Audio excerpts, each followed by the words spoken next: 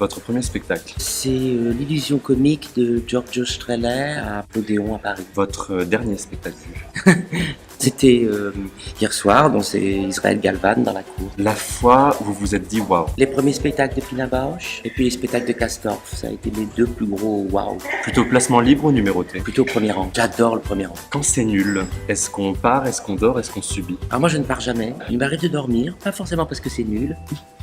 Et subir, c'est assez facile pour moi de subir. Il y a toujours quelque chose auquel je peux me raccrocher. J'ai une petite stratégie intime et intérieure pour traverser quelquefois ce qu'on appelle des tunnels. Est-ce que vous lisez les Bibles? Oui, je lis les Bibles. Oui, c'est très important de lire les Bibles. Il faut connaître la règle du jeu. Est-ce que vous collectionnez les billets de spectacle? Pas du tout, mais je le regrette. Pas de fétichisme avec ces... Mais je le regrette. Les programmes, les billets, les feuilles de salle. Que n'ai-je collectionné tout ça?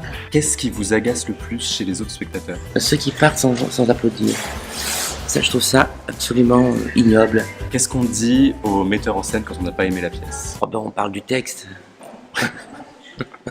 Est-ce que vous lisez les critiques? Alors je sais que personne ne me croit, mais alors jamais. Par contre, j'aime bien savoir si elles sont bonnes ou si elles sont mauvaises, comment est la météo critique, mais alors que je n'y attache absolument aucune importance. Le truc de mise en scène qui peut vous énerver? Le vide qui cache le vide. Alors il y aurait rien, il se passerait rien, ça serait tellement fort et intelligent et profond parce qu'il se passe rien.